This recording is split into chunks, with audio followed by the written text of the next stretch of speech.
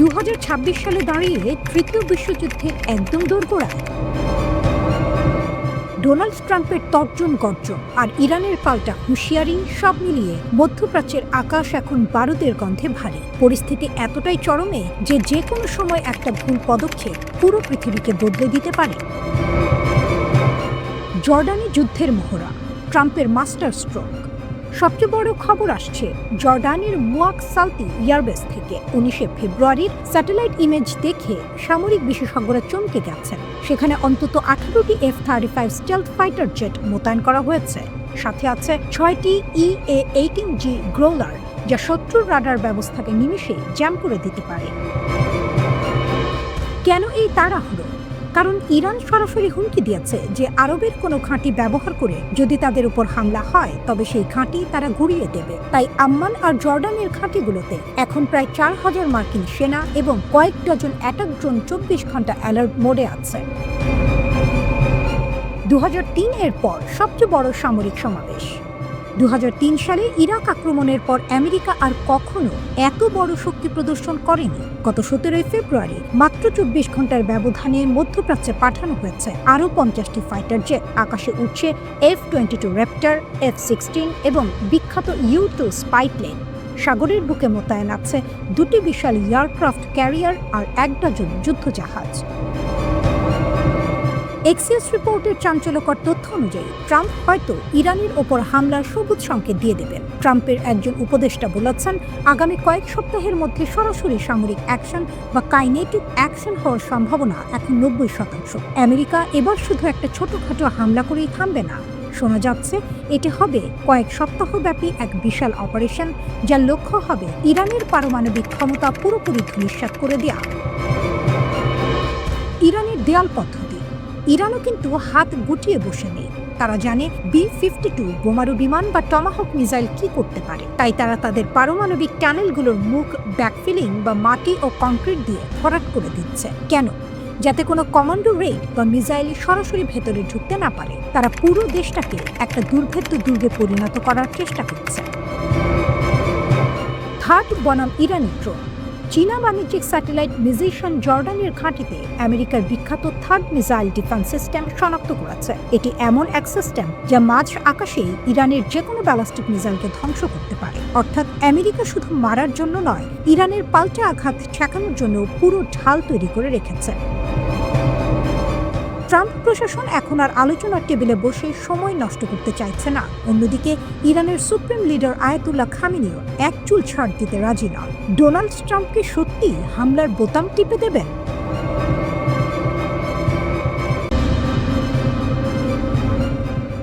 মধ্যপ্রাচ্যের উত্তাপ এখন শুধু তেহরান আর ওয়াশিংটনের মধ্যে সীমাবদ্ধ নেই। এই আগুন ছড়িয়ে পড়ছে কাবুল থেকে বৈরুত, বাগদাদ থেকে সানা পর্যন্ত।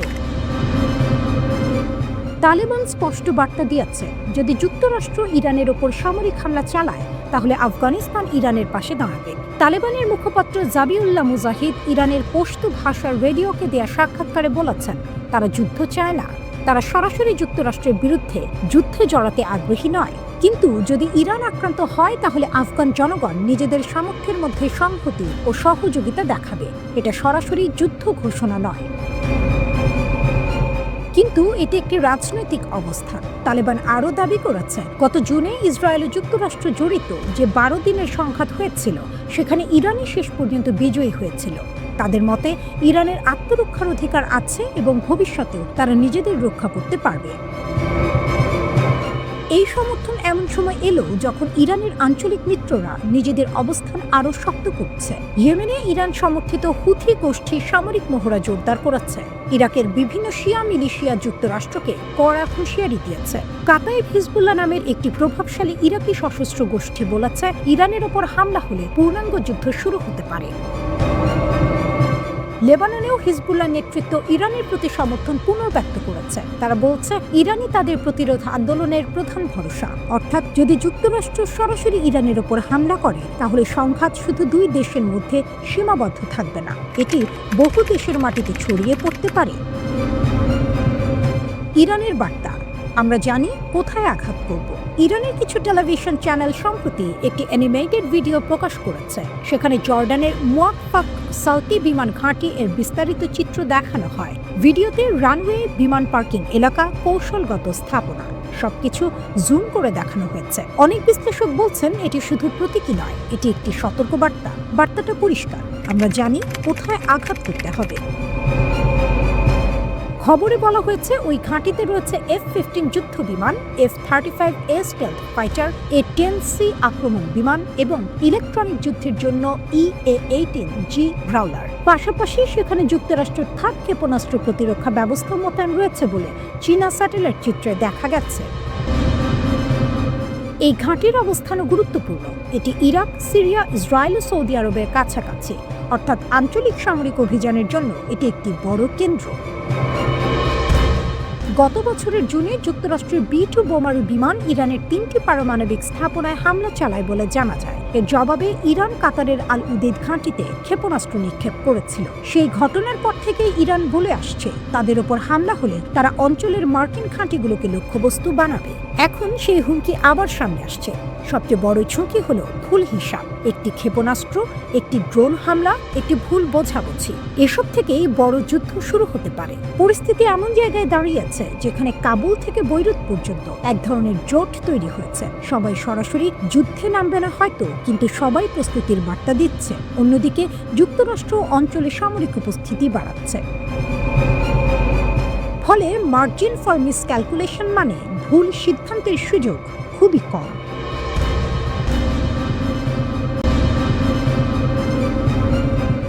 মধ্যপ্রাচ্য ও ইউরোপের আকাশে এখন মনোযোগে এক বিরামহীন খেলা চলছে।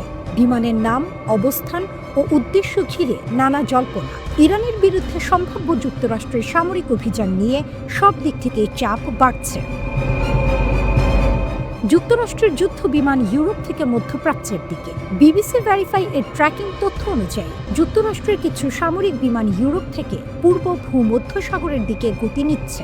বিশেষ করে ইংল্যান্ডের RAF মিল্টন হল বিমান ঘাঁটি থেকে কমপক্ষে 6টি KC-135 রিফুয়েলার বা জ্বালানি প্রদানকারী বিমান ছাড়তে দেখা গেছে, যা দক্ষিণ পশ্চিম দিকে ফ্রান্স ও ভূমধ্যসাগর হয়ে এগিয়ে যাচ্ছে, সম্ভবত সেখানে মোতায়েন হবার জন্য।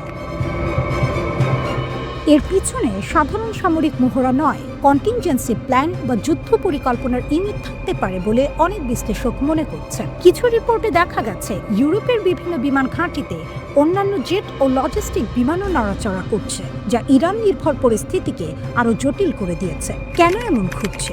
সামরিক প্রস্তুতি কি শুধুই ডিটারেন্স? বিশেষজ্ঞরা বলছেন মধ্যপ্রাচ্যে মার্কিন সামরিক উপস্থাপনাকে শুধু একদিনের ছোটখাটো ব্যস্ততা বলা যাবে না। এটা গভীর ও দীর্ঘমেয়াদে পরিকল্পিত উপস্থিতি। মার্কিন বাহিনী ইতোমধ্যে সামুদ্রিক রণতরী, বিমান ঘাঁটি ও ট্যাঙ্কার বিমানগুলোকে এমনভাবে সাজাচ্ছে যেন একটা স্থায়ী কার্যক্রম চালানোর সক্ষমতা রাখা যায়। এটা শুধু বল দেখানো নয়, এটা এমন অবস্থান তৈরি করা যাতে যে কোনো মুহূর্তে আক্রমণ করা ও প্রতিরোধ করার বিকল্প উভয়ই সম্ভব হয়। আরও বড় চিত্র, বিমানবাহী রণতরী থেকে থার্ড পর্যন্ত পূর্ব মধ্যপ্রাচ্যের লড়াকু ব্যবস্থার ভিত্তি এখন অনেকটাই বিভিন্ন ধাপে তৈরি। ওয়াশিংটন ইতোমধ্যেই অঞ্চলটিতে গুরুত্বপূর্ণ বিমানাধার, যুদ্ধ জাহাজ ও প্রতিরক্ষা ব্যবস্থা মোতায়েন করে চলেছে। এমন প্রেক্ষাপটে KC-135 এর মতো রিফুয়েলার বিমানগুলো খুবই গুরুত্বপূর্ণ, কারণ তারা যুদ্ধজেট ও গোবলি বিমানগুলোকে বড় দূরত্বে পৌঁছতে সাহায্য করে এবং অপারেশন চালিয়ে যেতে সময় দীর্ঘ কভারেজ দেয়। এর মানে সামরিক প্রস্তুতি শুধু ছবির মতো নয়, এটি দীর্ঘ সময় ধরে চালাতে সক্ষম পরিকল্পনার অংশ। USS আব্রাহাম লিঙ্কন কোথায়? একা কেবল রিফুয়েলার বিমানই নয়, USS আব্রাহাম লিঙ্কন বিমানবাহী রণতরী ও তার রিয়ার উইং এর অবস্থান নিয়েও নজরদারি চলছে। সন্ধানকারীরা জানিয়েছে এই বিমানবাহী রণতরী এখন ওমান উপসাগরে প্রায় 140 থেকে 240 কিলোমিটার দূরে অবস্থান করছিল, অর্থাৎ ইরানের উপকূলে সহজেই পৌঁছানোর অবস্থানে। রণতরীটির রিয়ার উইং ইরানের উপরে ফ্লাইট এরিয়া পরিচালনা, বোমা হামলা, গোয়েন্দা নজরদারি কিংবা প্রতিরোধ ক্ষমতা প্রয়োগে ব্যবহার করা যাবে। ইউরোপ থেকে সামরিক বিমানের সরাসরি গতি দেখাচ্ছে যে যুক্তরাষ্ট্র কেবল নজরদারি বা প্রশিক্ষণ নয়, বরং মিডল ইস্ট এর দিকে সরাসরি প্রস্তুতি নিচ্ছে। রিফুয়েলার বিমানের উপস্থিতি মানে দীর্ঘ সময় যুদ্ধ জেট ও বোমারু জাহাজগুলোকে সক্রিয় রাখা সহজ হবে। ইরানের মতো দেশটিকে লক্ষ্য করে এই ধরনের ব্যবস্থা তৈরির লক্ষ্য দমন নয়, এক প্রকার স্ট্রাইক কন্টিনজেন্সি বা আক্রমণের পরিকল্পনার রেডি মুড হিসেবে দেখা হচ্ছে।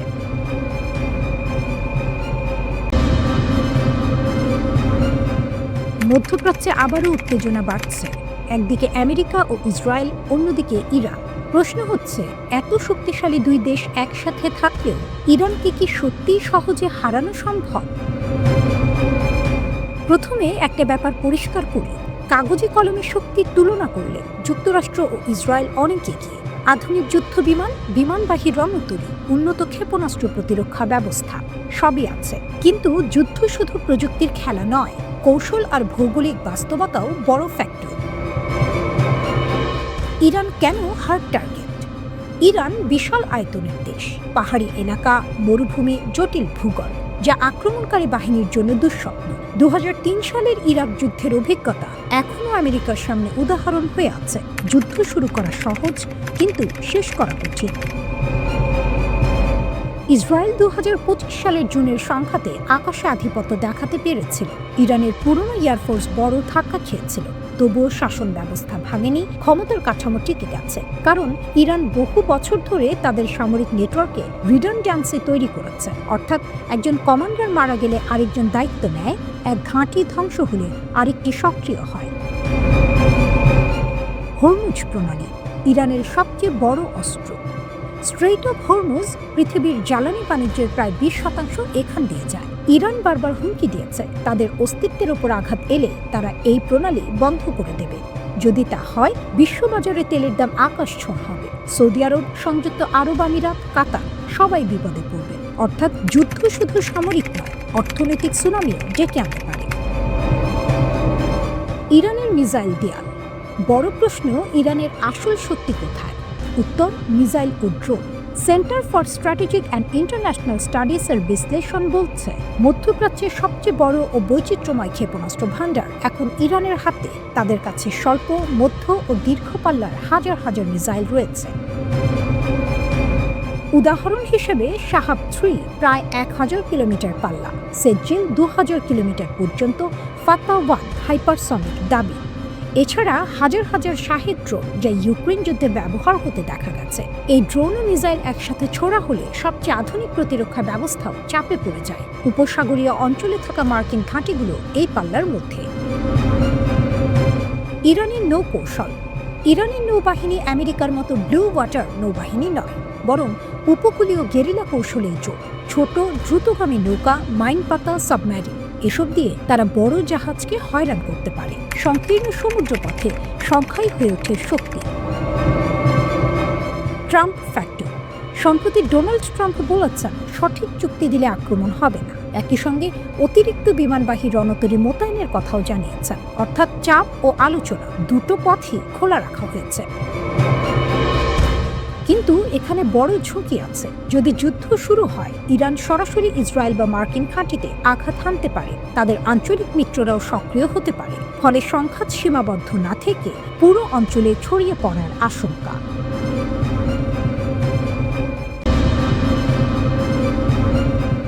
ইসরায়েল 60 দিনের একটি আলটিমেটাম দিয়েছে। শর্ত একটাই, এই সময়ের মধ্যে হামাসকে নিরস্ত্র হতে হবে, না হলে গাজায় আবার বড় ধরনের সামরিক অভিযান শুরু হতে পারে। কিন্তু হামাস স্পষ্ট ভাষায় সেই আলটিমেটাম প্রত্যাখ্যান করেছে।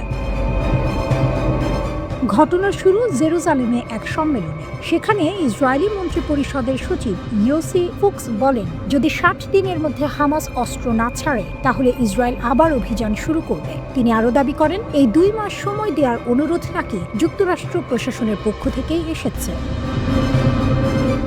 ইসরায়েলের প্রধানমন্ত্রী বেনিয়ামিন নেতানিয়াহুর ঘনিষ্ঠ সহযোগী হিসেবে পরিচিত ফুক্স বলেন, আমরা সেই অনুরোধকে সম্মান করছি, কিন্তু এখানেই গল্পের মুখ। হামাসের ঊর্ধ্বতন কর্মকর্তা মাহমুদ মারদাউই সরাসরি এই প্রস্তাব নাকচ করে দেন। তিনি সংবাদ মাধ্যম আল জাজিরাকে বলেন, যুদ্ধ আবার শুরুর যে কোনো হুমকি এই অঞ্চলে ভয়াবহ পরিণতি ডেকে আনবে। ফিলিস্তিনি জনগণ কখনো আত্মসমর্পণ করবে না। মারদাউই আরও বলেন, হামাসের কাছে নিরস্ত্রীকরণ নিয়ে কোনো আনুষ্ঠানিক প্রস্তাব বা সময়সীমা পৌঁছায়নি। তার ভাষায়, নেতানিয়াহু বা গণমাধ্যমে দেয়া এসব বক্তব্য নিছক হুমকি, চলমান আলোচনার সঙ্গে এর কোনো সম্পর্ক নেই। আরও একটি গুরুত্বপূর্ণ বিষয় হলো, এই 60 দিনের সময়সীমা ঠিক কবে থেকে শুরু হবে সেটাও স্পষ্ট নয়। ফুক্স ইঙ্গিত দিয়েছেন, এটি 19 ফেব্রুয়ারি যুক্তরাষ্ট্রের প্রেসিডেন্ট ডোনাল্ড ট্রাম্পের তথাকথিত বোর্ড অফ পিস বৈঠকের দিন থেকে শুরু হতে পারে, তবে এটাও নিশ্চিত করে বলা হয়নি। ফুক্স বলেন, আমরা বিষয়টি মূল্যায়ন করব, যদি কাজ করে ভালো, আর না করলে ইসরায়েলের প্রতিরক্ষা বাহিনী আইডিএফকে অভিযান সম্পন্ন করতে হবে। এদিকে জানুয়ারির মাঝামাঝি গাজা যুদ্ধবিরতির দ্বিতীয় ধাপ শুরু হয়েছে। যুক্তরাষ্ট্র বলেছে তারা হামাসকে নিরস্ত্র করা এবং একটি আন্তর্জাতিক শান্তিরক্ষী বাহিনী মোতায়েনের বিষয়টি সামলাবে, কিন্তু হামাস স্পষ্ট জানিয়ে দিয়েছে, যতদিন ইসরায়েল গাজা দখল করে রাখবে ততদিন তারা অস্ত্র ছাড়বে না।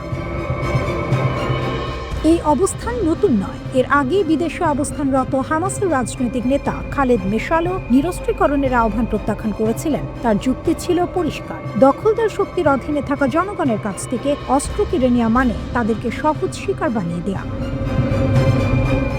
এখন আসি মানবিক দিকটায়। 2023 সালের অক্টোবর থেকে গাজায় ইসরায়েলের অভিযানে 72,000-এর বেশি মানুষ নিহত হয়েছে। নিহতদের মধ্যে হাজার হাজার শিশু রয়েছে। যুদ্ধবিরতি কার্যকর হওয়ার পরও সহিংসতা থামেনি। গাজা কর্তৃপক্ষের দাবি, যুদ্ধবিরতি শুরুর পর 600-র বেশি ফিলিস্তিনি নিহত হয়েছে এবং 1520 বার যুদ্ধবিরতি লঙ্ঘিত হয়েছে। শুধু তাই নয়, গাজায় খাদ্য, ওষুধ, চিকিৎসা সরঞ্জাম ও আশ্রয় উপকরণ প্রবেশ কঠোরভাবে সীমিত করা হয়েছে। প্রায় 20 লাখ মানুষের এই ভূখণ্ডে এখন 15 লাখ মানুষ বাস্তুচ্যুত। তারা তীব্র মানবিক সংকটের মধ্যে বেঁচে আছেন। এখন বড় প্রশ্ন, এই 60 দিনের আলটিমেটাম কি সত্যি নতুন কোনো সমাধানের পথ খুলবে, নাকি এটি আরেকটি চাপের কৌশল? হামাসের অবস্থান স্পষ্ট, অস্ত্র ত্যাগ না। ইসরায়েলের অবস্থানও কঠোর, নিরস্ত্রীকরণ না হলে অভিযান। ফলে পরিস্থিতি আবারও এক অনিশ্চিত মোড়ে দাঁড়িয়ে। সামনে হয়তো আলোচনা এগোবে, অথবা আবারও গাজার আকাশে ধোঁয়া উঠবে।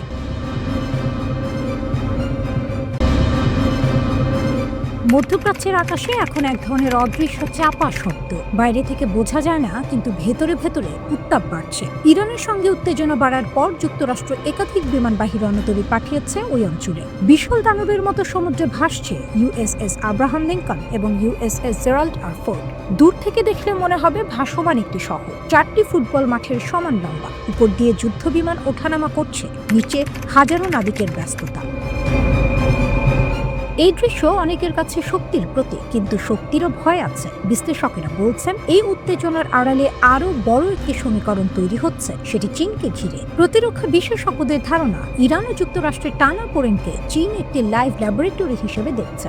মানে, নিজেরা সরাসরি যুদ্ধে না জড়িয়ে অন্যের যুদ্ধের প্রস্তুতি দেখে শিখছে।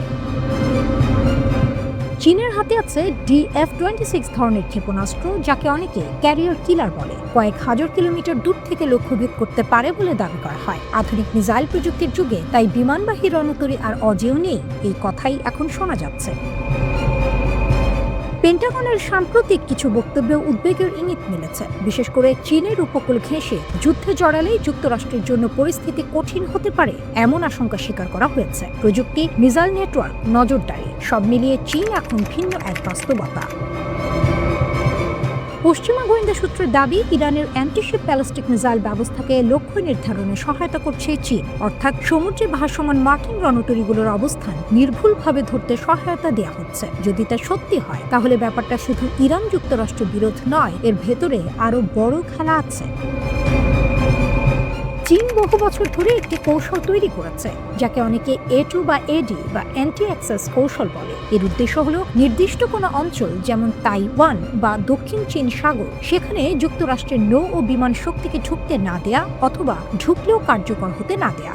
এই কৌশলের মধ্যে আছে ইলেকট্রনিক যুদ্ধ, সাইবার আক্রমণ, স্যাটেলাইট নজরদারি, যোগাযোগ ব্যবস্থা বিঘ্নিত করা, সরাসরি মিসাইল হামলা তো আছে। অর্থাৎ শুধু আঘাত নয়, প্রতিপক্ষের চোখ কান বন্ধ করে দেয়া, এটাও পরিকল্পনার অংশ। ভাবুন, সমুদ্রে বিশাল এক রণতরী ভাসছে, কিন্তু হঠাৎ তার রাডার বিভ্রান্ত।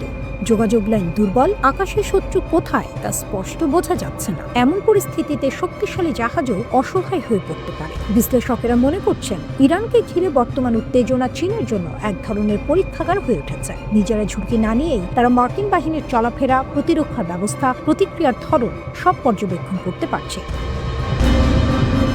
ভবিষ্যতে যদি তাইওয়ানকে কেন্দ্র করে সংঘাত শুরু হয়, তখন এই অভিজ্ঞতা কাজে লাগতে পারে। পশ্চিমা বিশেষজ্ঞদের ধারণা, চীন হয়তো এখন থেকেই হিসাব কষছে কিভাবে স্যাটেলাইট, মিসাইল ও ইলেকট্রনিক ওয়ারফেয়ারের সমন্বয়ে মার্কিন রণতরীর প্রতিরক্ষা দুর্বল করা যায়। একটা বড় ঝড় আসার আগে বাতাস থমথমে হয়ে থাকে, চারদিকে অদ্ভুত নীরবতা। মানুষ বুঝতে পারে কিছু একটা ঘটতে যাচ্ছে। মধ্যপ্রাচ্যের সমুদ্রেও এখন তেমন নীরব উত্তেজনা। একদিকে ইরান ও যুক্তরাষ্ট্র, অন্যদিকে দূরে দাঁড়িয়ে চীন, নীরব হিসেবি পর্যবেক্ষক।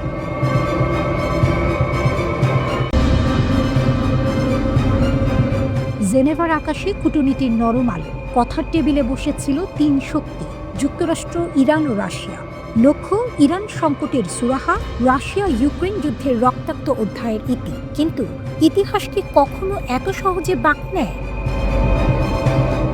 আলোচনা শেষ হতেই অন্য এক মঞ্চে শুরু হলো শক্তির মহড়া। ওমান সাগরের নীল জলে গর্জে উঠছে যৌথ নৌ অভিযান। তেহরান ও মস্কো একসঙ্গে নামছে সমুদ্রের দাবার ছকে। বৃহস্পতিবার থেকে শুরু হচ্ছে এই মহড়া। ইরানের সংবাদ মাধ্যমের ঘোষণা, কূটনীতির পরপরই কামানের শব্দ। এর আগে হরমুজ প্রণালীতে শক্তি দেখিয়েছে ইরানের প্রভাবশালী বিপ্লবী গার্ড কোর। সেটি ছিল স্পষ্ট বার্তা, পারস্য উপসাগরে মার্কিন উপস্থিতি চ্যালেঞ্জহীন নয়। ইরানের সামরিক বাহিনীর মুখপাত্র রিয়ার অ্যাডমিরাল হাসান মাকসৌদুলু জানালেন, ওমান সাগর ও ভারত মহাসাগরের উত্তরাংশে যৌথ মহড়া হবে। কেন এই মহড়া? তেহরান ও মস্কোর ভাষ্য, সমুদ্র নিরাপত্তা জোরদার, নৌবাহিনীর সমন্বয় বৃদ্ধি। কিন্তু প্রশ্ন জাগে, এ কি কেবল নিরাপত্তা, নাকি এটি এক নীরব কূটনৈতিক জবাব? মহড়ার সময় নিরাপত্তার কারণে কয়েক ঘন্টার জন্য হরমুজ প্রণালী বন্ধ থাকবে। এই সরু জলপথ দিয়ে পৃথিবীর বিপুল জ্বালানি পরিবহন হয়। বিশ্ববাজারের শিরায় রক্ত সঞ্চালনের মতোই এই পথ। একে বন্ধ করা মানে বিশ্ব অর্থনীতির হৃদস্পন্দন থমকে দেয়া। জেনেভায় ইরান যুক্তরাষ্ট্রের দ্বিতীয় দফা আলোচনায় মধ্যস্থতা করেছে ওমান। প্রথম দফা হয়েছিল মাস্কাটে। পরমাণু ইস্যু বহুদিনের। গত বছর জুনে ইরান ইসরায়েল সংঘাতে সেই আলোচনা থেমে যায়। তখন ইরানের 3টি পরমাণু স্থাপনায় হামলা চালিয়েছিল যুক্তরাষ্ট্র। সেই ক্ষত শুকোয়নি এখনো। আর ঠিক এই সময়েই তেহরানের মসনদ থেকে উচ্চারিত হলো বজ্রনীনাদ। আয়াতুল্লাহ আলী খামেনি হুঁশিয়ারি দিলেন, পারস্য উপসাগরে মোতায়েন মার্কিন রণতরীগুলো সমুদ্রের তলদেশে ডুবিয়ে দেওয়া হতে পারে। তিনি বললেন, বিশ্বের সবচেয়ে শক্তিশালী সেনাবাহিনী এমন এক চপেটাঘাত খেতে পারে যেখান থেকে আর সেরে ওঠা যাবে না। এই বক্তব্য এসেছে এমন সময় যখন মার্কিন প্রেসিডেন্ট ডোনাল্ড ট্রাম্প তার সেনাবাহিনীকে বিশ্বের সবচেয়ে শক্তিশালী বলে দাবি করেছেন। সম্প্রতি উত্তেজনা বাড়ার পর যুক্তরাষ্ট্র পারস্য উপসাগরে মোতায়েন করেছে বিমানবাহী রণতরী ইউএসএস আব্রাহাম লিঙ্কন এবং কয়েকটি ডেস্ট্রয়ার যুদ্ধজাহাজ। সমুদ্রের বুকে যেন ভাসমান দুর্গ। এই দৃশ্য যেন দুই স্রোতের সংঘর্ষ। একদিকে আলোচনার টেবিল, অন্যদিকে যুদ্ধজাহাজের ছায়া। একদিকে কূটনীতির হাসি, অন্যদিকে মহড়ার গর্জন। এই ঘটনা প্রবাহ কেবল সামরিক নয়, শক্তির মনস্তাত্ত্বিক খেলা। জেনেভার আলোচনার পরপরই যৌথ মহড়া শুরু করা মানে বিশ্বকে বার্তা দেয়া, আমরা কথা বলি কিন্তু প্রস্তুতিও রাখি। রাশিয়া ইউক্রেন যুদ্ধে পশ্চিমারা চাপে, ইরান নিষেধাজ্ঞা আর হুমকির বৃত্তে। দুই দেশের এই সমুদ্র সংলাপ আসলে ভূ রাজনীতির নতুন সমীকরণ। হরমুজ প্রণালী বিশ্ব জ্বালানির ধমন, ওমান সাগর কৌশলগত সোপান, পারস্য উপসাগর শক্তির প্রদর্শন ক্ষেত্র। এই তিন জলের মিলন বিন্দুতে দাঁড়িয়ে এখন প্রশ্ন একটাই, জেনেভার আলোচনার কালি শুকানোর আগে কেন এই গর্জন?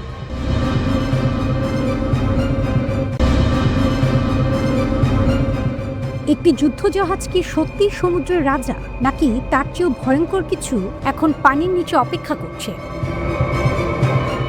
ইরানের সর্বোচ্চ নেতা আয়াতুল্লাহ আলী খামেনি সম্প্রতি এমন এক মন্তব্য করেছেন যা সরাসরি যুক্তরাষ্ট্রকে উদ্দেশ্য করে। তিনি বলেন, যুদ্ধজাহাজ অবশ্যই বিপজ্জনক, কিন্তু তার চেয়েও বিপজ্জনক সেই অস্ত্র যা তাকে সমুদ্রের তলদেশে পাঠাতে পারে। প্রশ্ন হলো, এটা কি শুধু রাজনৈতিক ভাষণ, নাকি ইরান সত্যিই এমন কোনো অস্ত্রের ইঙ্গিত দিচ্ছে যা মার্কিন নৌবাহিনীর ভারসাম্য নষ্ট করতে পারে? খামেনি তার ভাষণে আরো বলেন, মার্কিন প্রেসিডেন্ট স্বীকার করেছেন যে ৪৭ বছরেও যুক্তরাষ্ট্র ইসলামী প্রজাতন্ত্রকে সরাতে পারেনি। খামেনির দাবি, এটি একটি ভালো স্বীকারোক্তি, ভবিষ্যতেও পারবেন না। এখানে বার্তাটি পরিষ্কার, ইরান নিজেদের টিকে থাকার ক্ষমতাকে শক্তির প্রমাণ হিসেবে দেখাচ্ছে। তাহলে সে ভয়ঙ্কর অস্ত্র কি? বিশ্লেষকদের মতে খামেনির বক্তব্য হয়তো ইঙ্গিত করছে তথাকথিত ক্যারিয়ার কিলার ক্ষেপণাস্ত্রের দিকে। ইরান সম্প্রতি যে নতুন ক্রুজ মিসাইল নিয়ে প্রচার করছে তার নাম আবু মাহদি। এই ক্ষেপণাস্ত্রের নামকরণ করা হয়েছে ইরাকের মিলিশিয়া নেতা আবু মাহদি আল মুহান্দিসের নামে। ইরানি মিডিয়ার দাবি, এটি দূরপাল্লার প্রায় ১০০০ কিলোমিটার দূর পর্যন্ত আঘাত হানতে সক্ষম। ইরানের দাবি, এই মিসাইল কৃত্রিম বুদ্ধিমত্তা সহায়ক গাইডেন্স সিস্টেম ব্যবহার করে, অর্থাৎ লক্ষ্যবস্তু শনাক্ত ও আঘাত হানার ক্ষেত্রে এটি আগের চেয়ে অনেক বেশি নিখুঁত। প্রযুক্তিগত দিক, আবু মাহদি মিসাইলটি রাশিয়ার KH-55 ক্রুজ মিসাইল থেকে অনুপ্রাণিত বলে জানা যায়। এতে টার্বোজেট ইঞ্জিন রয়েছে যা দীর্ঘ দূরত্ব অতিক্রম করতে সাহায্য করে। এটি নিচু উচ্চতায় উড়ে রাডার এড়িয়ে যেতে পারে, যাকে বলে sea skimming flight profile. Dual mode radar seeker থাকার কারণে এটি চলমান জাহাজকেও ট্র্যাক করতে পারে। এটি এমনভাবে তৈরি যাতে মার্কিন বিমানবাহী রণতরী ও তার এসকর্ট জাহাজকে লক্ষ্যবস্তু করা যায়। ইরান বলছে এই মিসাইল এখন পূর্ণাঙ্গ মোতায়েনের জন্য প্রস্তুত। এছাড়া উপকূলীয় মোবাইল লঞ্চের ব্যবহার করে তারা আঘাত হানার সক্ষমতা বাড়িয়েছে। এমনকি ২৬০০ কিলোমিটার পাল্লার সাবমেরিন লঞ্চ ক্রুজ মিসাইলও উন্নয়নের পথে রয়েছে বলে দাবি করা হয়েছে। হরমুজ প্রণালীতে শক্তি প্রদর্শন, এই সামরিক বার্তা এসেছে এমন সময় যখন ইরান হরমুজ প্রণালীতে বড় ধরনের মহড়া চালিয়েছে। স্ট্রেইট অফ হরমুজ হল বিশ্বের অন্যতম গুরুত্বপূর্ণ তেলপথ। এখানে উত্তেজনা মানেই বিশ্ব জ্বালানি বাজারে ধাক্কা। ফেব্রুয়ারি ১৬ তারিখে ইরানের বিপ্লবী গার্ড সরাসরি লাইভ ফায়ার মহড়া চালায়। ভিডিওতে দেখা যায় সমুদ্রে একটি মক জাহাজকে ক্ষেপণাস্ত্র দিয়ে ধ্বংস করা হয়েছে। এটি নিছক মহড়া নয়, এটি বার্তা, যুক্তরাষ্ট্রকে সরাসরি হুঁশিয়ারি। ফেব্রুয়ারি ১৭ তারিখে খামেনি সরাসরি মার্কিন প্রেসিডেন্টকে সতর্ক করেন। তিনি বলেন, প্রতিরোধমূলক অস্ত্র থাকা জরুরি। যেসব দেশের কাছে প্রতিরোধ ক্ষমতা নেই তারা শত্রুর পায়ের নিচে পিষ্ট হয়। তিনি আরো বলেন, বিশ্বের সবচেয়ে শক্তিশালী সেনাবাহিনীও এমন চর খেতে পারে যেখানে থেকে সোজা হয়ে দাঁড়াতে পারবে না। এই বক্তব্য শুধু আত্মবিশ্বাস নয়, এটি কৌশলগত মনস্তাত্ত্বিক যুদ্ধ হতে পারে।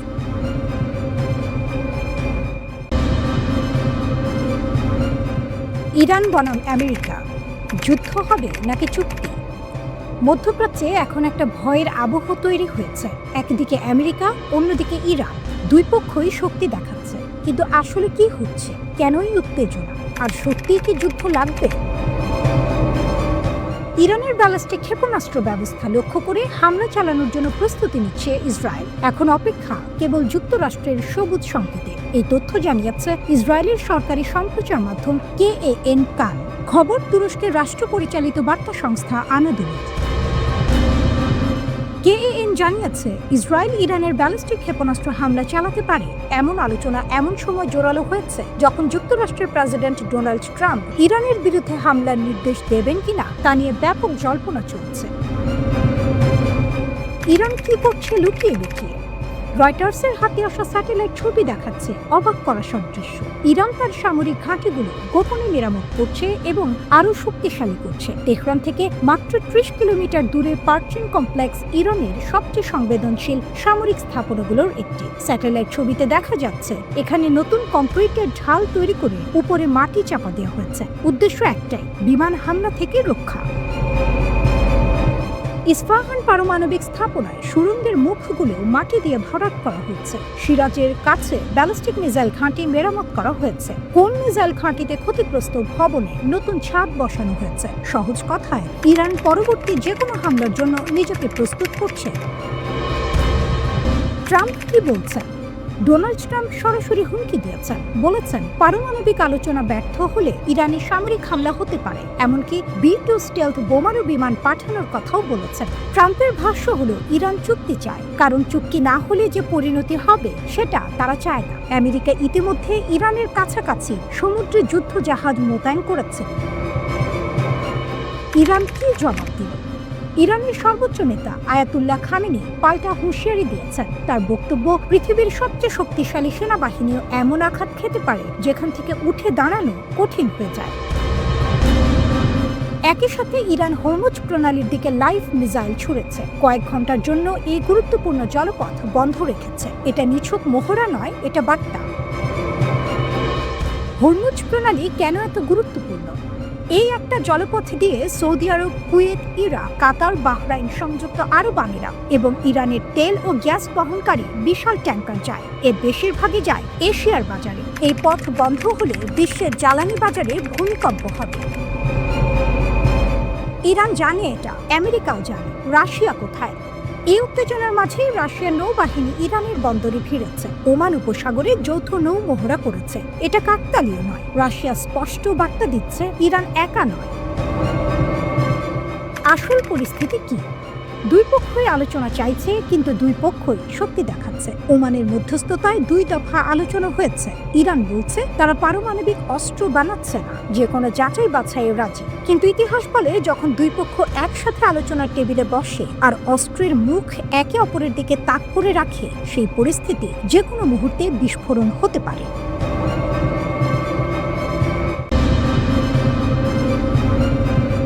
ইরান আমেরিকা উত্তেজনা, যুদ্ধ কি দরজায়? পশ্চিম এশিয়ার আকাশে এখন অদৃশ্য এক কাউন্টডাউন চলছে। ঘড়ির কাঁটা যেন থেমে আছে, কিন্তু উত্তেজনা থামেনি। খবর বলছে এই সপ্তাহান্তেই ইরানে হামলা চালাতে পারে আমেরিকা। আর সেই আশঙ্কায় ইরান শুরু করেছে এক নীরব কিন্তু ভয়ঙ্কর প্রস্তুতি। যুদ্ধের আগামী নিয়ে CNN এবং CBS নিউজ, 2 বড় মার্কিন সংবাদ মাধ্যম জানিয়েছে মার্কিন সেনাবাহিনী ইতিমধ্যেই প্রস্তুত, কিন্তু সেই সিদ্ধান্ত এখনো নেননি ডোনাল্ড ট্রাম্প। মানে কি? যুদ্ধ হতে পারে, আবার নাও হতে পারে, কিন্তু মাঠে প্রস্তুতি চলছে পুরোদমে। 50টির বেশি যুদ্ধ বিমান মোতায়েন, যুদ্ধজাহাজের উপস্থিতি বৃদ্ধি, ইরানের কাছাকাছি নজরদারি কয়েক গুণ বাড়ানো। এ যেন ঝড়ের আগের নিস্তব্ধতা। উপগ্রহে ধরা পড়ল ইরানের গোপন প্রস্তুতি। ইরান কিন্তু বসেনি। Institute for Science and International Security উপগ্রহ চিত্র বিশ্লেষণ করে জানিয়েছে ইরান তাদের গুরুত্বপূর্ণ পরমাণু স্থাপনাগুলোকে মাটির নিচে লুকিয়ে ফেলছে। Parchin military complex, Natanz nuclear facility, Isfahan nuclear facility. কি করা হচ্ছে সেখানে? কংক্রিটের মোটা স্তর দিয়ে ঢেকে দেয়া, বাংকার তৈরি, সুড়ঙ্গ পথ বন্ধ করে দেয়া, স্থাপনাগুলো মাটির নিচে সরিয়ে নেয়া। বিশেষজ্ঞদের ভাষায় এটা আসলে আকাশপথে হামলা ঠেকানোর প্রস্তুতি। ভাবুন, আকাশ থেকে বোমা পড়লেও যেন ভেতরের কিছু না হয়। ইরান সেই হিসাব করেই খেলছে। হরমুজ প্রণালীতে শক্তি প্রদর্শন। এই উত্তেজনার মাঝে ইরান হঠাৎ ক্ষেপণাস্ত্র ছুড়ল। স্ট্রেইট অফ হরমুজ, এই জায়গাটা কেন গুরুত্বপূর্ণ? বিশ্বের বড় অংশের তেল এখান দিয়ে যায়। সামান্য অস্থিরতাই বিশ্ব অর্থনীতিকে কাঁপিয়ে দিতে পারে। আর সবচেয়ে গুরুত্বপূর্ণ, এই অঞ্চলের কাছেই মোতায়েন আছে USS আব্রাহাম লিঙ্কন। ইরান বলছে এটা পরীক্ষামূলক, কিন্তু অনেক বিশ্লেষক বলছেন এটা আসলে একটা বার্তা, কূটনীতির বনাম যুদ্ধ। একদিকে যুদ্ধের প্রস্তুতি, অন্যদিকে আলোচনা। মার্কিন ভাইস প্রেসিডেন্ট JD ভ্যান্স বলেছেন ইরান এখনও আমেরিকার শর্ত মানেনি। অন্যদিকে ইরান বলছে আলোচনা চলছে, কিন্তু দ্রুত কোনো চুক্তি সম্ভব না। মানে দুই পক্ষই কথা বলছে, কিন্তু কেউই ছাড় দিচ্ছে না। আগের হামলার ছায়া, এই উত্তেজনা নতুন না। গত বছর আমেরিকা হামলা চালিয়েছিল ইরানের গুরুত্বপূর্ণ স্থাপনাগুলোতে। ফোর্দো ফুয়েল ইনরিচমেন্ট প্ল্যান্ট হামলার পর ট্রাম্প বলেছিলেন ফোর্দো শেষ, কিন্তু ইরান বলেছে সব ঠিক আছে, কোনো তেজস্ক্রিয়তা ছড়ায়নি। সত্যটা কোথায়? এখনো পরিষ্কার না। তাহলে কি যুদ্ধ অনিবার্য? এখন প্রশ্নটা একটাই, সত্যিই কি যুদ্ধ আসছে? চিত্রটা এমন, আমেরিকা প্রস্তুত কিন্তু সিদ্ধান্তহীন। ইরান প্রতিরক্ষায় শক্ত, কিন্তু পিছু হটেনি। অঞ্চল বারুদের স্তূপ। একটি ভুল সিদ্ধান্ত, একটি ভুল বোতাম, একটি ভুল হিসাব, আর তারপর পুরো মধ্যপ্রাচ্য জ্বলে উঠতে পারে। এই মুহূর্তে দুনিয়া তাকিয়ে আছে 2 দেশের দিকে। একদিকে সুপার পাওয়ার আমেরিকা, অন্যদিকে অদম্য প্রতিরোধে প্রস্তুত ইরান। যুদ্ধ শুরু হলে এটা শুধু 2 দেশের লড়াই হবে না, এটা হবে পুরো বিশ্বের জন্য এক নতুন সংকট। এখন শুধু সময়ের অপেক্ষা। ঘড়ির কাঁটা থামেনি।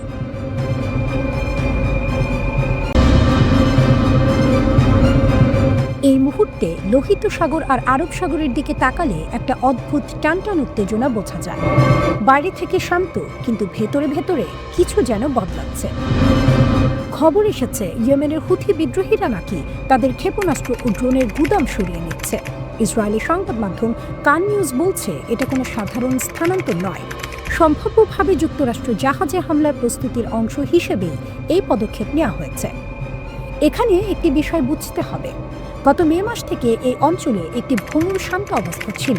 পুরোপুরি শান্ত না, কিন্তু বড় ধরনের সংঘর্ষও হয়নি। এখন যদি সত্যিই হুথিরা আবার হামলার প্রস্তুতি নেয়, তাহলে সেই শান্ত অবস্থা ভেঙে যেতে পারে।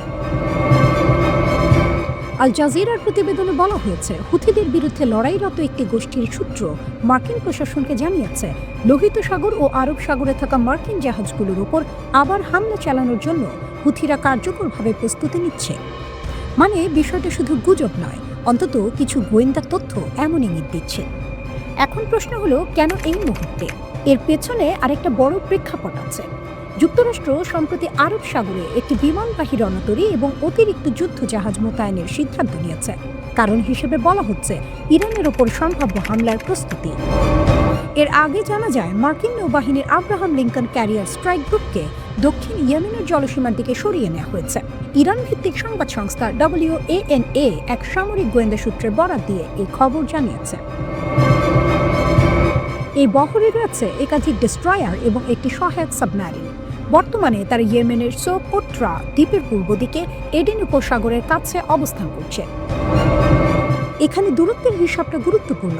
এই অবস্থান থেকে ইরানের দক্ষিণ পূর্বাঞ্চলীয় বন্দর চাবাহার প্রায় 1400 কিলোমিটার দূরে, অর্থাৎ বহরটি আগের তুলনায় ইরানের উপকূল থেকে কিছুটা দূরে আছে। তাহলে কি যুক্তরাষ্ট্র পিছিয়ে গেছে, নাকি কৌশল বদলেছে?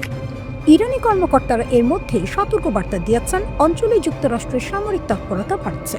আর ঠিক সেই সময়ে যুদ্ধজাহাজের অবস্থান পরিবর্তনের খবর সামনে আসে। কিন্তু এখানে আরেকটি গুরুত্বপূর্ণ বিষয় আছে। পুরো ব্যাপারটা নিয়ে মার্কিন কর্তৃপক্ষ আনুষ্ঠানিকভাবে কিছু বলেনি, বিস্তারিত তথ্যও প্রকাশ করা হয়নি।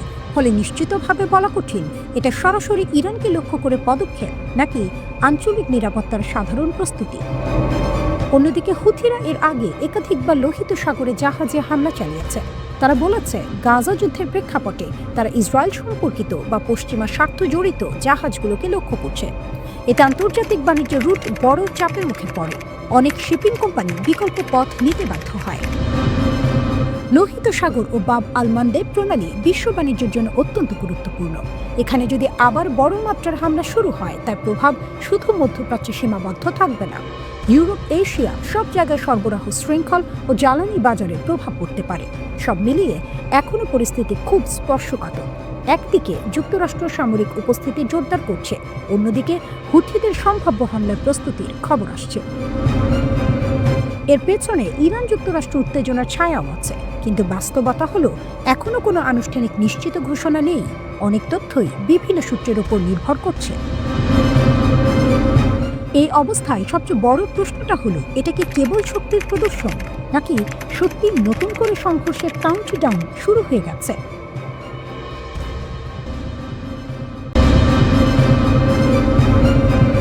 ট্রাম্পের 5 অসম্ভব শর্ত। ইরানকে কি যুদ্ধের দিকে ঠেলে দেওয়া হচ্ছে? ওমানের মাস্কাটে কূটনৈতিক আলোচনা চলছিল।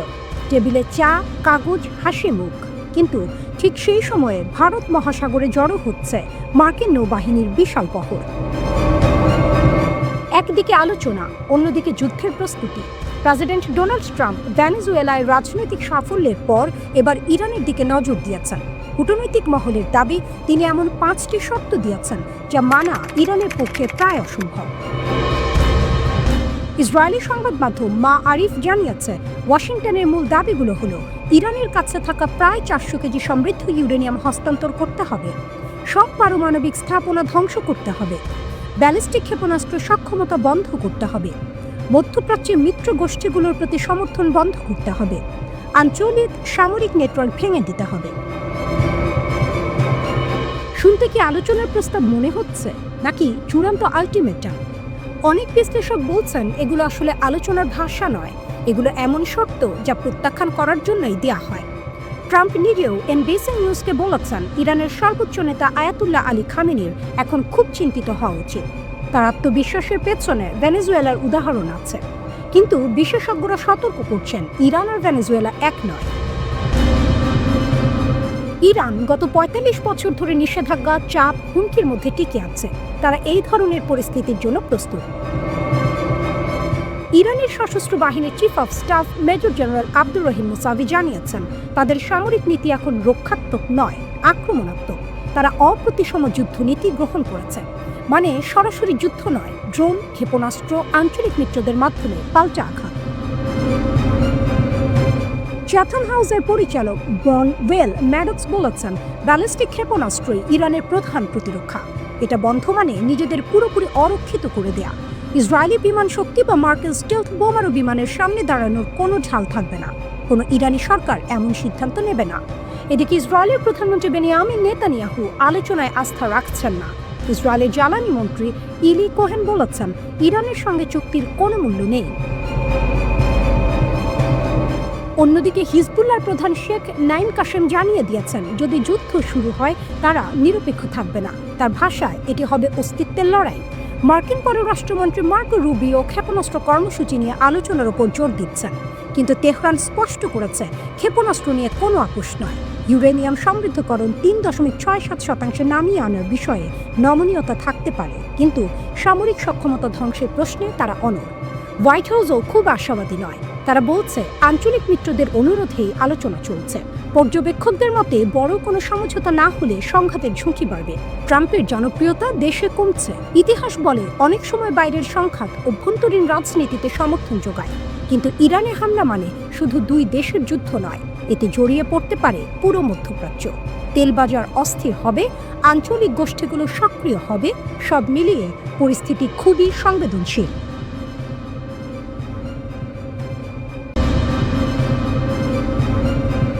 মধ্যপ্রাচ্যে আবার উত্তেজনা, আবার হুঁশিয়ারি, আবার যুদ্ধের গন্ধ। ইরানের শীর্ষ সামরিক কর্মকর্তা major general Abdur Rahim Musavi স্পষ্ট ভাষায় বলেছেন, ইসলামী প্রজাতন্ত্র ইরানের বিরুদ্ধে কোনো অ্যাডভেঞ্চার বা হামলার চেষ্টা হলে তার ফল হবে কৌশলগত পরাজয়। শুধু পরাজয়ই নয়, পুরো অঞ্চলে ছড়িয়ে পড়তে পারে যুদ্ধ। এই বক্তব্য তিনি দিয়েছেন ইরানের বিমানবাহী দিবস উপলক্ষে পাঠানো এক বার্তায়। সেখানে তিনি বলেন, শত্রুরা খুব ভালো করেই জানে ইরানের বিরুদ্ধে যুদ্ধ চাপিয়ে দিলে তারা শুধু সামরিকভাবে হারবেই না, বরং আঞ্চলিক সংকট ভয়াবহ রূপ নেবে। যারা এই যুদ্ধে সমর্থন দেবে তাদেরও দিতে হবে ভারী ও অপূরণীয় মূল্য। এখন প্রশ্ন হলো, এই কঠোর ভাষা কেন? মুসাফির বক্তব্যে বারবার উঠে এসেছে সাম্প্রতিক পরিস্থিতির কথা, বিশেষ করে গত বছরের জুনে ইসরায়েলের আকস্মিক হামলা এবং পরে যুক্তরাষ্ট্রের অংশগ্রহণ। তখন ইরান যুক্তরাষ্ট্রের সঙ্গে পারমাণবিক আলোচনায় ব্যস্ত ছিল। 13 জুন ইসরায়েল হামলা চালায়, পরে যুক্তরাষ্ট্র ইরানের কিছু পারমাণবিক স্থাপনায় আঘাত হানে। এর জবাবে ইরানও চুপ থাকেনি। তারা দখলকৃত ফিলিস্তিনি ভূখণ্ডে কৌশলগত স্থাপনা লক্ষ্য করে হামলা চালায়। এমনকি কাতারের আল উদেদ ঘাঁটি, যা পশ্চিম এশিয়ায় যুক্তরাষ্ট্রের সবচেয়ে বড় সামরিক ঘাঁটি, সেটিও লক্ষ্যবস্তু হয়। এরপর থেকেই ইরান তাদের প্রতিরক্ষা ও আক্রমণ সক্ষমতা বাড়ানোর দিকে জোর দেয়। মুসাভি বলেছেন, ইরানের বিমান বাহিনী এখন সর্বোচ্চ প্রস্তুতির স্তরে আছে। আধুনিকায়ন চলছে, যুদ্ধ সক্ষমতা বাড়ানো হয়েছে। অন্যান্য বাহিনীর সঙ্গে সমন্বয় করে বিমান বাহিনী যে কোনো হুমকির জবাব দিতে প্রস্তুত। তার ভাষায় দ্রুত, সিদ্ধান্তমূলক এবং অনুতাপজনক জবাব দেওয়া হবে। তবে তিনি এটাও পরিষ্কার করেছেন, ইরান কখনো যুদ্ধ শুরু করবে না, কিন্তু দেশের নিরাপত্তা, ভৌগোলিক অখণ্ডতা এবং গুরুত্বপূর্ণ স্বার্থ রক্ষায় তারা একটুও পিছপা হবে না। এখানেই আসছে বড় রাজনৈতিক বার্তা, কারণ যুক্তরাষ্ট্র আবারও মধ্যপ্রাচ্যে বিমান ও নৌবাহিনী মোতায়েন করেছে, হুমকি দিয়েছে হামলার। ফলে অঞ্চলে আবারও সামরিক সংঘর্ষের আশঙ্কা তৈরি হয়েছে। ইরানের সর্বোচ্চ নেতা আয়াতুল্লাহ আলী খামেনিও গত সপ্তাহে সতর্ক করে বলেছেন, যুক্তরাষ্ট্র যদি যুদ্ধ শুরু করে তাহলে তা আঞ্চলিক যুদ্ধে রূপ নেবে। শুধু দুই দেশের লড়াই থাকবে না, পুরো অঞ্চল জড়িয়ে পড়বে। অর্থাৎ বার্তাটা পরিষ্কার, ইরান বলছে তাদের ভয় দেখিয়ে কিছু হবে না। তবে অন্যদিকে কিছুটা কূটনৈতিক অগ্রগতির ইঙ্গিত আছে। ওমানে ইরান ও যুক্তরাষ্ট্রের কূটনীতিকরা আবার পারমাণবিক ইস্যুতে বৈঠক করেছেন। উত্তেজনার মাঝেও আলোচনা চলছে। একদিকে সামরিক প্রস্তুতি, পাল্টা হুমকি, যুদ্ধের ভাষা, অন্যদিকে কূটনৈতিক আলোচনা।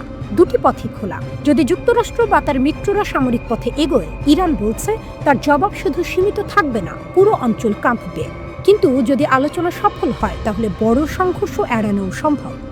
মধ্যপ্রাচ্য এখন সেই দোলা চলে দাঁড়িয়ে, যুদ্ধ না আলোচনা, হুমকি না সমঝোতা। আগামী কয়েক সপ্তাহই হয়তো ঠিক করে দেবে এই উত্তেজনা কি বিস্ফোরণে গড়াবে নাকি আবারও টেবিলের আলোচনায় থামবে?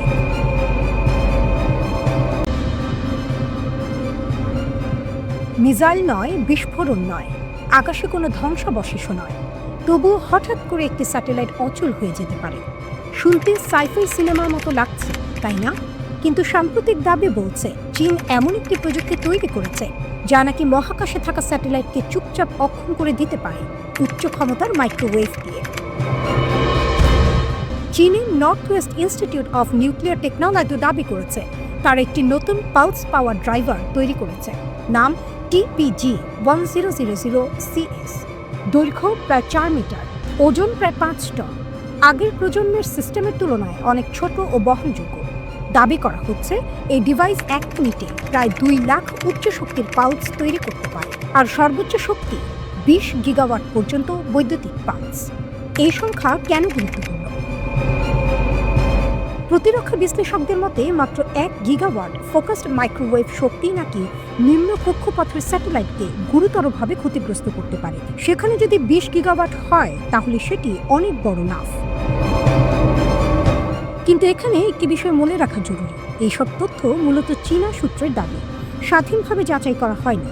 এখন প্রশ্ন, মাইক্রোওয়েভ অস্ত্র কেন এত আলোচনায়?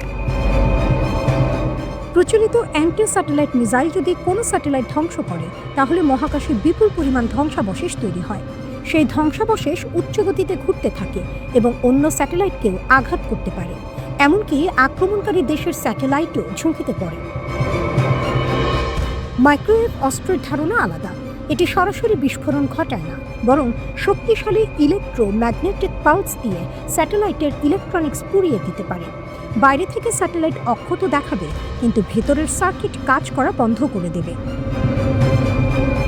এই পদ্ধতিকে বলা হয় ডিরেক্টেড এনার্জি ওয়েপন। যুক্তরাষ্ট্র, রাশিয়া ও চীন 3 দেশই বহু বছর ধরে এই প্রযুক্তি নিয়ে গবেষণা করছে।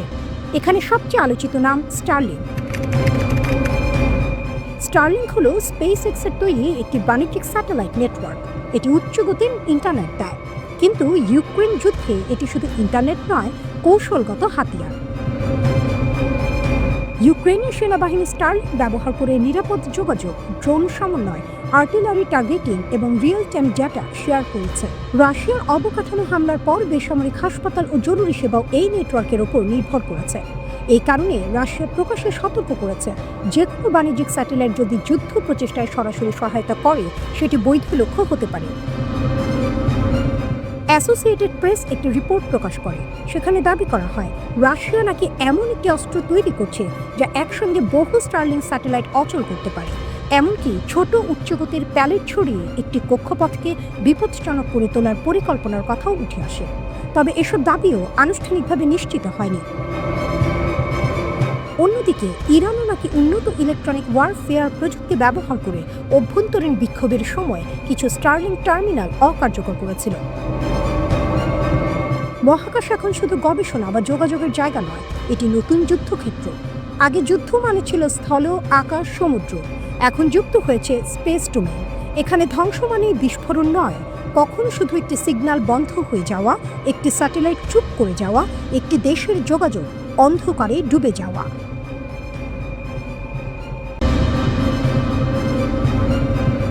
ধরুন মধ্যপ্রাচ্যে হঠাৎ যুদ্ধ শুরু হলো।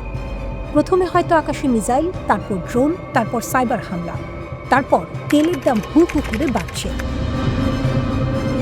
ইরানের বিপ্লবী গার্ডের সঙ্গে যুক্ত একটি সংবাদ মাধ্যম এমন একটি ওয়ার প্লেবুক বা যুদ্ধের খসড়া প্রকাশ করেছে। সেখানে দেখানো হয়েছে যদি যুক্তরাষ্ট্র ইরানের পারমাণবিক বা সামরিক স্থাপনায় হামলা করে তাহলে তেহরান কিভাবে জবাব দেবে। ইরান বলছে তারা দ্রুত ও ভারী মিসাইল হামলা চালাবে। বড় বড় মাস সালভো মানে একসঙ্গে অনেক মিসাইল ও ড্রোন ছোড়া হবে। লক্ষ্য একটাই, যুক্তরাষ্ট্রের প্যাট্রিয়ট ও থার্ড প্রতিরক্ষা ব্যবস্থা একসঙ্গে এত লক্ষ্য সামলাতে পারবে না, অর্থাৎ প্রতিরক্ষা ব্যবস্থা ওভারলোড করে দেয়া। ইরান দাবি করছে তাদের কমান্ড সেন্টারগুলো মাটির নিচে ও সুরক্ষিত। এক জায়গায় ধ্বংস হলেও বিকল্প যোগাযোগ থাকবে। এরপর আসবে প্রক্সি ফ্রন্ট, হিজবুল্লাহ লেবানন থেকে, হুথি ইয়েমেন থেকে, ইরাকের মিলিশিয়া গোষ্ঠীগুলো অন্য দিক থেকে। সবাই একসঙ্গে সক্রিয় হবে এমনটাই কল্পনা করা হয়েছে। রেড সিতে জাহাজে হামলা, ইরাক সিরিয়ায় মার্কিন ঘাঁটিতে রকেট, লেবানন সীমান্তে উত্তেজনা, সব একসঙ্গে। এই কৌশলটা নতুন নয়, আগেও এসব গোষ্ঠী আলাদা আলাদাভাবে হামলা চালিয়েছে, কিন্তু এখানে ধারণা হলো সবাই একসঙ্গে সমন্বিতভাবে চাপ সৃষ্টি করবে। এরপর আসবে সাইবার যুদ্ধ। ইরানের হ্যাকাররা নাকি যুক্তরাষ্ট্রের জ্বালানি, পরিবহন, আর্থিক ও সামরিক নেটওয়ার্কে হামলা চালাতে পারে এমন দাবি করা হয়েছে।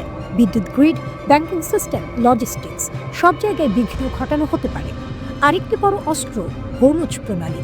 বিশ্বের উল্লেখযোগ্য পরিমাণ তেল ও গ্যাস এই সংকীর্ণ জলপথ দিয়ে যায়। ইরান বারবার ইঙ্গিত দিয়েছে চরম পরিস্থিতিতে তারা এই পথ বন্ধ করে দিতে পারে। যদি তা হয়, বৈশ্বিক তেলের বাজার কেঁপে উঠবে। কিন্তু এখানে একটি গুরুত্বপূর্ণ বিষয় আছে। এই পুরো পরিকল্পনায় ইরান দ্রুত বিজয় চায় না, তারা চাইছে দীর্ঘ, ব্যয়বহুল, ক্লান্তিকর যুদ্ধ। কৌশলটা হলো যুক্তরাষ্ট্রকে এমন এক পরিস্থিতিতে ফেলা যেখানে মানবিক, আর্থিক ও রাজনৈতিক খরচ এত বেড়ে যাবে যে ওয়াশিংটন নিজেই ডি-এসকেলেশন বা উত্তেজনা কমানোর পথ খুঁজবে। অর্থাৎ সরাসরি জেতা নয়, প্রতিপক্ষকে ক্লান্ত করা। এখন প্রশ্ন, যুদ্ধ কি অবশ্যম্ভাবী? মজার বিষয় হলো, এই যুদ্ধের খসড়া প্রকাশের সময়ে ওমানে যুক্তরাষ্ট্র ও ইরানের মধ্যে উত্তেজনা কমানোর আলোচনা চলছিল। মানে একদিকে কূটনীতি, অন্যদিকে যুদ্ধ প্রস্তুতির বার্তা। ডোনাল্ড ট্রাম্প প্রকাশ্যে ইরানের শীর্ষ নেতৃত্বকে সতর্ক করেছেন। অন্যদিকে ইরানের সর্বোচ্চ নেতা সতর্ক করে বলেছেন, যদি যুক্তরাষ্ট্র যুদ্ধ শুরু করে তা হবে আঞ্চলিক যুদ্ধ। ইরানের পররাষ্ট্রমন্ত্রী আব্বাস আরাকচি বলেছেন, আলোচনা ভালো শুরু হয়েছে, কিন্তু গভীর অবিশ্বাস বড় বাধা। তিনি বলেছেন, আমাদের নিজ নিজ রাজধানীর সঙ্গে পরামর্শ করে পরবর্তী সিদ্ধান্ত নিতে হবে। মানে এখনো দরজা পুরোপুরি বন্ধ হয়নি। সব মিলিয়ে কি বোঝা যায়, দুই দেশই জানে সরাসরি যুদ্ধ হলে ক্ষতি ভয়াবহ হবে। শুধু ইরান বা যুক্তরাষ্ট্র নয়, পুরো অঞ্চল জড়িয়ে পড়তে পারে। তেলের দাম বাড়বে, বৈশ্বিক বাজার কাঁপবে, বহু দেশ প্রভাবিত হবে। তাই একদিকে যুদ্ধের পরিকল্পনা প্রকাশ করা হচ্ছে যেন প্রতিপক্ষ ভয় পায়, অন্যদিকে আলোচনা চলছে যেন যুদ্ধ এড়ানো যায়।